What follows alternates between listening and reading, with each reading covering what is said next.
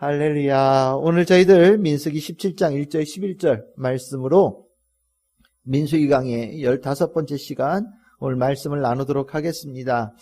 민수기 17장과 18장은 같은 내용을 담고 있는 그런 부분입니다.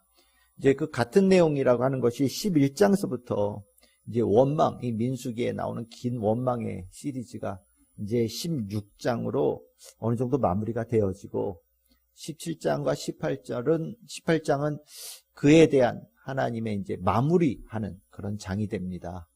참 11장서부터 계속해서 그 좀 불편한 이야기들이 계속해서 지나왔잖아요. 뭐 메추리의 문제들, 뭐 정탐꾼들이 말 안 들어서 죽은 이야기들, 뭐 그러면서 하나님의 명령을 어기고 도로 또 가나안 땅 또 정복하겠다 올라갔다가 또 패망한 이야기들, 또 지난 우리 16장에서 봤듯이 뭐 다단, 아비람, 뭐 고라의 자손, 그래서 또 하나님 앞에 나와서 뭐 이러니 저러니 얘기하다가 14,700명이라고 하는 참 많은 숫자가 죽었죠. 이 이야기들이 계속 11장서부터 16장까지 뭐 물론 그 사이에 율법에 관한 내용이 한 장이 나오긴 했지만 계속 죽는다는 얘기가 나오니까 실은 읽는 사람도 불편하고 또 내용이 좀 침울합니다. 이 침울한 이야기가 이제 마무리되어져야 될 때가 온 거예요. 우리가 하나님께서 이 11장에서 16장까지 말씀하신 거는 뚜렷합니다. 하나님 뭘 싫어하시는지 허용하지 않으시는 것에 대한 이야기를 확실하게 말씀하신 거예요. 원망이죠. 오늘 여기에도 그 얘기가 나오잖아요. 5절에 이것으로 이스라엘 자손이 너희에 대하여 원망하는 바를 내 앞에서 그치게 하겠다. 원망이라는 단어를 쓰시거든요. 그리고 10절에도 보시면 이것이 표징이 되어져서 그들로 내게 대한 원망을 그치고 죽지 않게 할 것이다. 이렇게 말씀을 하셔요. 그러니까 이 원망이 이 모세와 아론에게 향했고 그 원망을 하나님은 하나님을 향한 원망으로 받아들이셨고 그것으로 인하여서 죽게 되어지고 또 많은 이들이 상하게 되어지는 이 상황들이 일어났다라는 것을 얘기하고 있는 겁니다. 원망, 이게 도대체 원망이 도대체 이러고 나니까 원망이 도대체 이게 왜 나온 거냐? 원망이 왜 이런 문제가 11장서부터 16장까지 계속해서 이어지느냐에 대해서 우리가 좀 고민해야 되는 문제가 되는 거예요. 여러분들이 원망할 때는 언제 원망할 것 같습니까? 내가 원망할 때.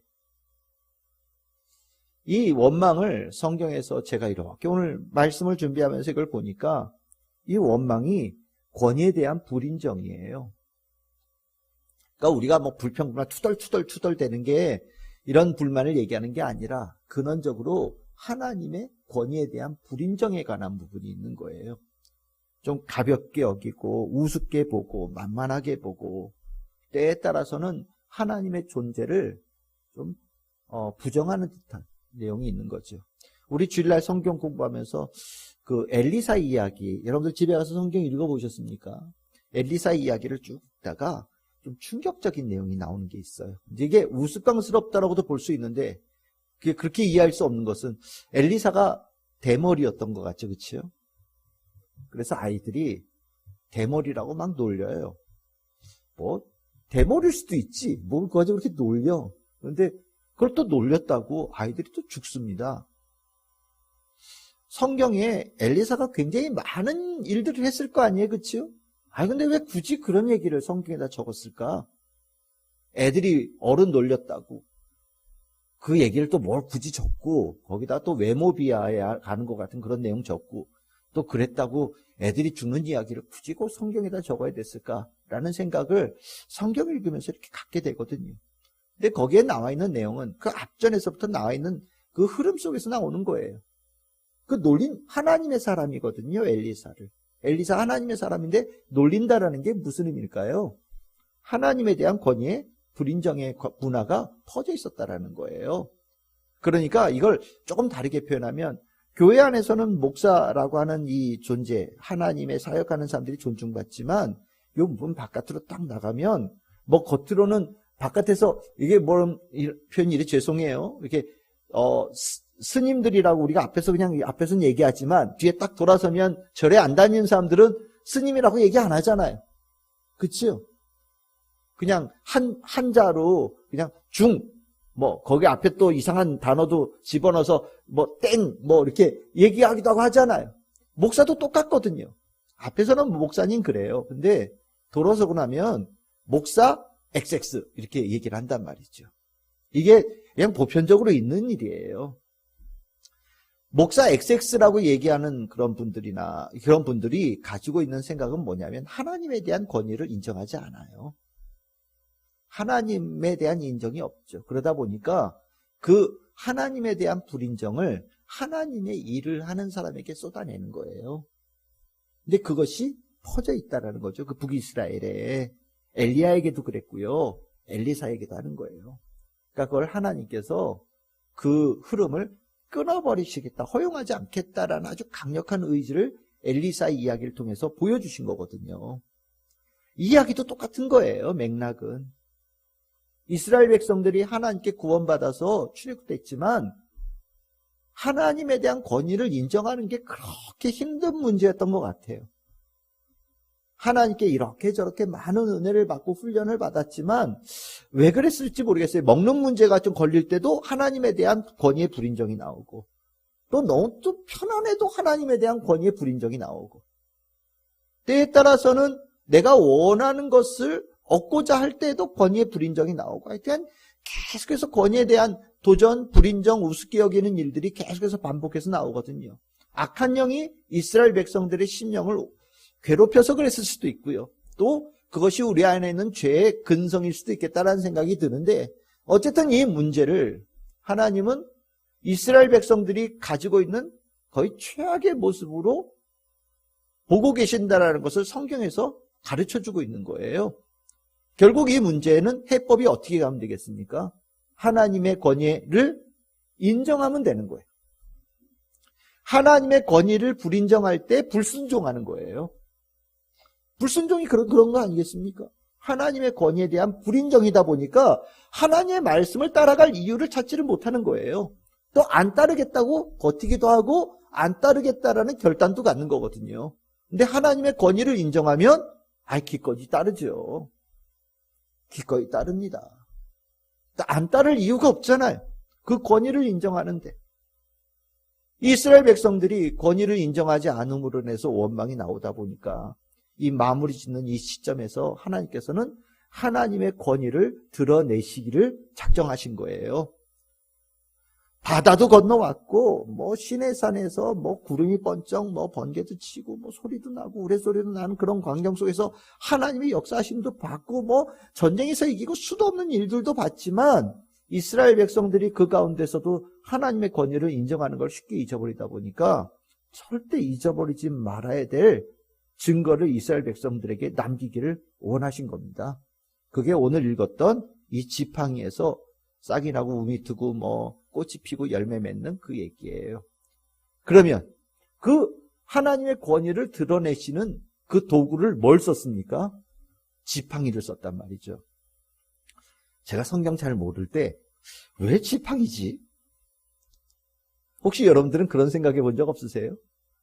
하나님께서 본인을 이렇게 드러내실 수 있는 권위를 드러내실 수 있는 여러 개가 있잖아요. 그렇죠? 근데 왜 지팡이지? 우리는 생각할 때 지팡이 죽은 나무로 쓰는 거니까 거기에 생명이 있으니까 이게 부활, 우리 보통 예수님 부활 이거 연결시키거든요. 근데 이거는 조금만 알면 간단하게 풀리는 얘기예요. 실은 이 지팡이라는 단어하고 성경에 지파라고 나오는 단어 있잖아요. 같은 단어예요. 히브리어로. 지파와 지팡이가 히브리어로 같은 단어예요. 마테라고 하는데 이 같은 단어를 쓰고 어디에선 지팡이라고 번역하고 어디에선 지파라고 번역하는 거예요. 여러분들 12지파가 하나님의 백성의 기본 단위잖아요. 그렇죠? 12지파가 이스라엘 백성이 되잖아요. 그러니까 지팡이는 단순한 지팡이가 아니라 12지파를 하나님 앞에 불러 모으는 거다라고 생각하시면 돼요. 그 지파의 이 지파의 지도력을 상징하는 하나의 물건인데 그게 이제 지팡이가 되는 거죠. 그러니까 아마 그 지파의 지도자가 그 다음 지파 지도자한테 이 지팡이를 물려줬을 게 분명합니다. 지팡이가 계속해서 이게 이제 하나의 권위로 내려가는 거죠.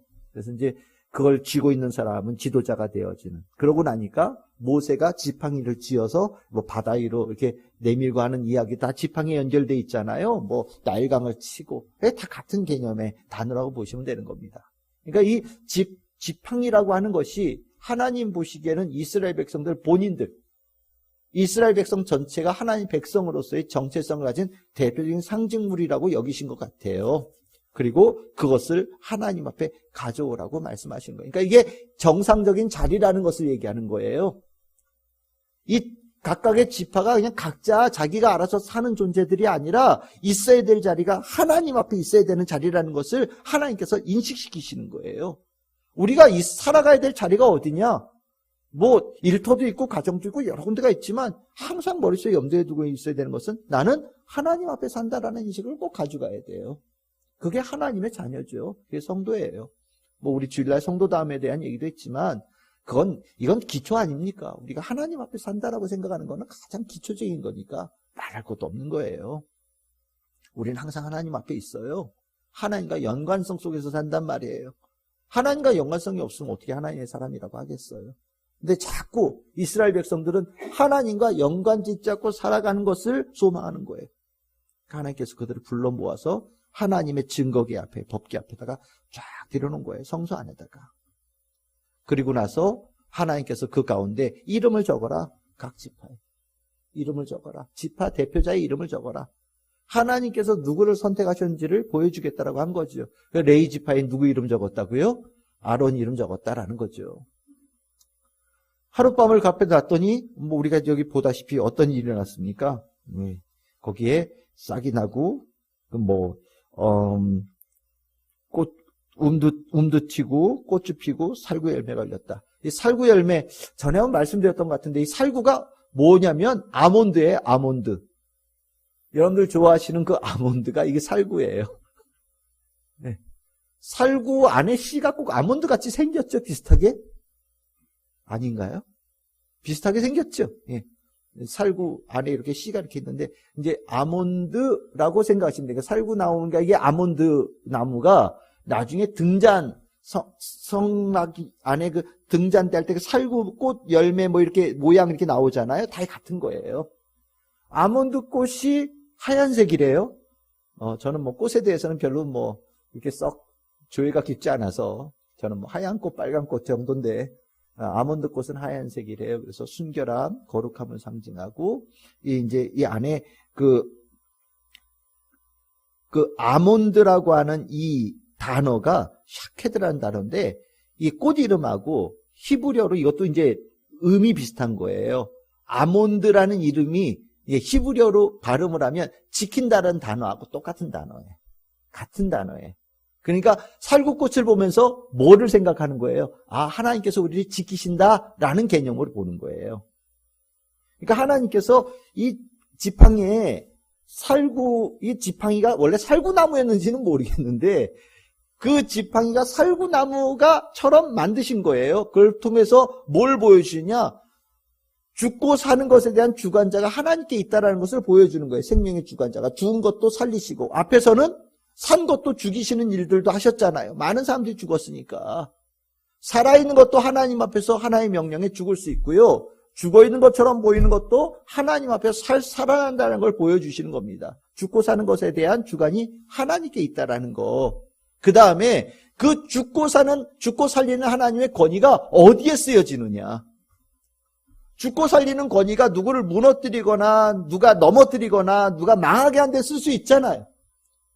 근데 살리고 죽이시는 그 생명의 권위를 하나님은 어디다 쓰기를 원하시느냐? 지키는 데 쓰기를 원하신다. 보호하시는 데 쓰기를 원하신다라는 것을 보여주시는 거예요. 그걸 하나님께서 이 지팡이를 통하여서 이스라엘 백성들에게 드러내신 거죠. 이걸 통하여서 이스라엘 백성들이 뼛속 깊이까지 느끼기를 원하신 거예요. 뭐를? 하나님께 대해 원망을 갖는 것이 하나님의 권위를 인정하지 않아서 그러는 건데 이걸 보고도 하나님에 대한 권위를 인정하지 않는다면 너희들은 가망이 없어 라는 걸 얘기하는 거예요. 우리가 부활절 지났지만 예수 부활 앞에서도 하나님에 대한 권위를 인정하지 못하면 실은 가망이 없어요. 그거보다 더 큰 표징이 어디 있어요. 죽은 자가 다시 살아나셨어요. 예수 그리스도께서 만인 앞에서 십자가에 달려서 돌아가신 그 예수가 다시 살아나셔서 수많은 제자들에게 나타나시고 살아계신 부활하신 역사를 보여주셨다고 성경이 기록하고 있고 많은 목격자들이 있다라고 그렇게 얘기해도 못 믿으면 하나님에 대한 권위를 그것 말고 뭘 다른 걸로 어떻게 더 입증할 게 있겠습니까? 그러니까 하나님은 이것을 내가 너희들에게 보여주는 최종적인 표징이다라고 말씀하시는 거예요. 왜 이걸 통해서 뭐를 느끼는 겁니까? 하나님의 권위를 인정하고 하나님께 절대적으로 순종하는 이스라엘 백성 되라고 하나님께서 보여주신 증거가 되는 거예요. 이러면 어떤 일이 벌어져요? 원망이 사라지는 거예요. 우리가 참 못된 사람들이거든요. 우리가 참 못됐어요. 웬만하면 권위를 인정하지 않아요. 있는 권위도 무너뜨리려고 그래요. 어쨌든 이게 올라가서 저 위에 올라가 있고 싶어 하거든요. 그러니까 자꾸 뭘 흠집을 내요. 이렇게 있어서 아름다움을 좋게 보고 그것을 귀하게 여기고 제가 늘 얘기해요. 내 옆에 있는 사람은 얼마나 귀해요. 여러분들이 옆에 있는 사람 다 귀한 형제들, 자매들, 우리 교회 식구들 아닙니까? 얼마나 좋아요. 근데 그 중에서 조금 모자란 부분을 계속 키워서 자꾸 흠집을 낸단 말이죠. 우리들의 습성이 그래요. 이렇게 뭐 하나 이렇게 있으면 거기에 조그맣게 뭐가 이렇게 좀 튀어. 애들 보면 그런 거 있죠. 이렇게 뭐가 이렇게 가구 같은데도 뭔가 이렇게 좀 이렇게 찢어졌어. 그러면 거기다 굳이 손가락을 막 넣어요. 그치요? 굳이 손가락을 넣어서 결국엔 그거를 찢어요. 조그마한 구멍을 이만큼 만들어서 버리게 만든단 말이죠. 난 그거 보면서 아니 저기다 굳이 손가락을 넣고 싶을까? 제가 어릴 때 전문이었대요. 멀쩡한 거 부셔뜨리는 전문이었대요. 제가. 그래서 집에 나만 하는 게 없었다. 아주 말썽꾸러기 중에 말썽꾸러기가 저였다는데 저렇게 보면 참 인간의 본성이 드러나는 거예요. 뭔가 이렇게 있으면 굳이 뭔가 이렇게 좀 건드려서 넘어뜨리려고 하는 사람들도 있고요. 못된 버릇들이 있거든요. 인간의 그 악함이 아름다움, 소중한 것을 자꾸 넘어뜨리려고 하는 그런 모습들이 있는데 결국에 이것은 인간이 모든 권위를 부정하려고 하는 마음들이 있기 때문이거든요. 이것에 대한 치유책은 권위를 깨달으면 돼요. 내가 부정할 수 없는 권위가 있다는 것을 인정하면 됩니다. 내가 무릎 꿇고 부복하고 엎드릴 수밖에 없는 권위가 확실하게 있다는 것을 인정하면 인생의 심령에서 원망이라는 것이 사라지는 은혜를 잊게 된다는 거죠. 그리고 우리 성도님들은 저도 아직 원망이 있고 여러 가지가 있지만 하나님 앞에 더 하나님의 권위를 인정하면서 하나님의 앞에 원망이라는 단어가 이응자도 없는 주님 안에 감사만 넘치는 성도들 되기를 바라고 온전하게 주님께 순종하는 우리 성도들 다 될 수 있기를 바랍니다. 하나님의 권위는 너무너무 뚜렷하게 우리에게 보여주셔요. 그 권위가 우리를 때려서 권위를 나타내는 게 아니라 오늘 여기처럼 지키시고 보호하시고 사랑하시고 살리시는 걸 통해서 하나님의 권위를 우리에게 드러내 주시거든요. 얼마나 감사합니까? 우리는 맞으면 정신 차린다고 하는데 진짜 똑똑하고 지혜로운 사람은 사랑받으면서 그 권위를 인정하는 거예요. 정말 잘해주는 것을 통하여서 고마움을 느끼는 거거든요. 그게 지혜로운 거예요. 하나님께서 우리에게 그렇게 다가오셔요. 그러니까 우리가 받은 은혜 속에서 하나님의 권위를 더 깊이 인정해가는 축복의 성도들 다 되기를 바랍니다. 이스라엘 백성들은 그렇게 느끼는 거예요. 근데 이것이 또 하나 아론에게도 또 하나의 징표가 되는 겁니다. 그럼 이 징표는 뭐냐? 지팡이에 내가 이름 적어놓은 지팡이에서 우미 트고 꽃이 피고 그 열매가 맺어요. 싹이 나고. 이걸 보면 여러분들의 삶에 그런 역사가 일어난다면 여러분들 무엇을 느끼면 될 것 같습니까? 이게 제사장의 역할이라는 것을 하나님께서 가르쳐 주시는 거예요. 하나님의 사람의 역할이 뭔지를 가르쳐 주시는 겁니다. 죽어있는 곳에 싹이 트게 하는 것. 아무것도 아닌 나무가 열매 맺는 나무로 바꾸는 것. 죽어가는 자들을 살리는 역사를 이루어내는 것이 제사장의 역할이라는 것을 입증시켜주는 말씀이에요. 여러분들 많은 사람들이 막 나에 대해서 불평하고 원망하면 아예 흔들리지 않을 사람이 누가 있겠어요? 그치요? 나 당신 싫어. 한 10번 얘기 듣고 나면 처음에는 긴가민가 했는데 좀 있으면 그게 내 진심이라는 걸 알게 되잖아요. 그러면 모든 사람들이 흔들려요. 나 싫다는데. 진짜 싫다는데. 아마 이 모세와 아론, 특히 모세 같은 경우는 목숨 걸고 애굽 땅에 들어갔던 사람 아니에요. 정말 자기의 온 삶을 불살라서 이스라엘 백성 구원에 썼는데 이스라엘 백성들이 계속 원망하고 이래서 싫고 저래서 싫고 이것 때문에 난 못마땅하고 저래서 못마땅하고 계속해서 불평을 하고 하니까 굉장히 많이 흔들렸을 거예요. 분명해요. 그러니까 모세가 하나님 앞에 나 이제 도저히 못하겠다고. 네. 니들 다 향내 가지고 하나님 앞에 나와. 이런 얘기까지 한 거잖아요. 근데 하나님께서 그 이름이 적힌 것에 열매 맺는 생명이 역사하는 것을 보여주시는 거예요. 이게 얼마나 위로가 돼요. 수많은 사람들이 원망했을 때 나는 아마 그 지팡이 12개가 이런 게 있는 것 중에 욕 제일 많이 얻어먹고 있는 지팡이잖아요. 그치요? 다 싫어하는 지팡이란 말이죠. 이게 아론 이름 적혀 있는 지팡이야. 이게 문제야, 이게 문제야. 이런 생각으로 보는 지팡이 아니에요. 그런데 하나님은 그렇게 안 본다라는 거예요. 나는 그 12개 지팡이 중에서 나는 이 지팡이를 택했어. 나는 지팡이 귀하게 여겨. 이 지팡이가 축복의 지팡이야. 이 지팡이가 가는 곳에 생명의 역사가 일어나. 라고 하나님께서 보여주시는 거거든요. 얼마나 위로가 됐겠어요. 그렇죠? 이 안에 하나님께서 이 위로를 통해서 세상의 원망을 이겨낼 수 있는, 수많은 사람들의 원망을 이겨낼 수 있는, 그래서 하나님의 일을 다시 힘차게 할 수 있게끔 만드는 귀한 은혜를 이 표징을 통해서 받은 거거든요. 우리가 하나님의 일을 하지만 모든 사람들에게 다 고맙다는 얘기 듣는 거 아니잖아요.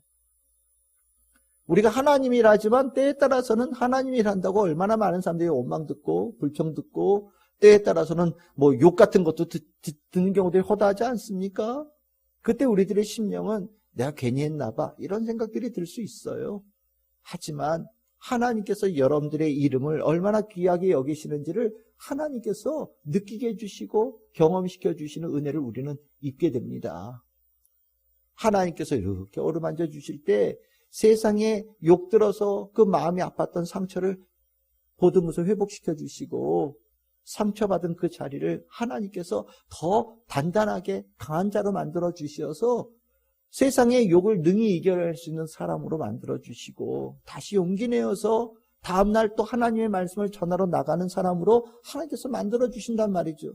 그것은 하나님의 그 밤새 동안에 있는 위로 속에 놀라운 회복의 역사와 부활의 은혜를 경험했기 때문이에요.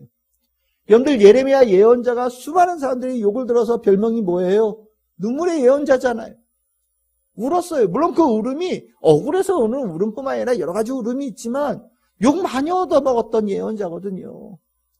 그런데 참 하루를 나갔다 들어와서 집에 들어올 때 내일은 다시는 안 해. 이런 생각으로 들어왔는데 밤새 마음이 또 바뀌어요. 그래서 그 다음날 또 힘을 내서 나가는 겁니다. 그럼 밤새 무슨 일이 있었을까요? 바로 이 역사예요. 밤새 하나님께서 예레미야의 삶을 만져주시고 돌보시는 거예요. 지키시는 거예요. 죽은 것 같았던 나무에 싹이 타고 움이 트고 꽃이 피고 열매가 맺는 이 기적을 밤새 주시는 거지요. 그러고 나면 다시 그 다음날 일어나서 하나님의 일을 하러 나아가는 능력의 사람으로 세워지는 축복의 역사가 일어나는 거거든요. 다 표징이에요. 원망하는 자에게는 원망을 끊는 표징이 이 지팡이가 되어지고 원망으로 인하여 상처받고 낭망하는 자에게는 이 지팡이가 다시 일어서서 하나님을 일을 하게 하는 표징이 되어지고 징표가 되는 거거든요.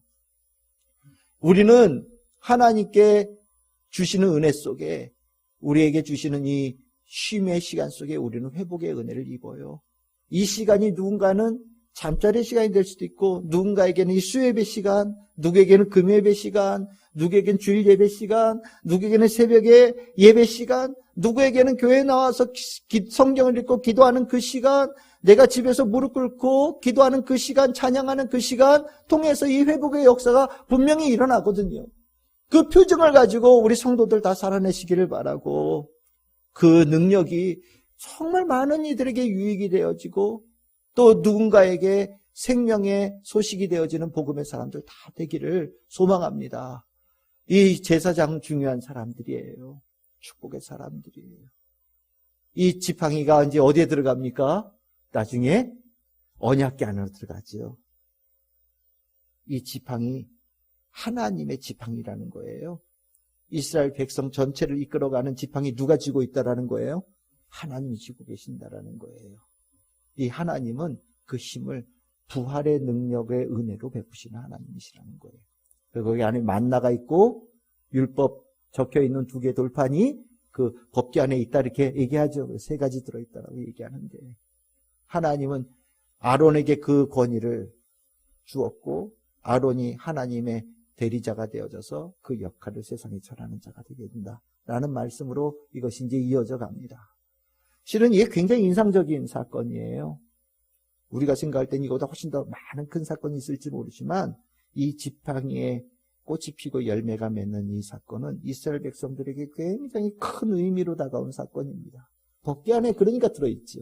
그리고 신약 성경에도 이 말씀이 계속해서 인용이 되어지면서 예수님을 이해하는 말씀으로 또 하나님의 계획과 뜻을 이해하는 사건으로 이 사건들이 이해가 되어져요.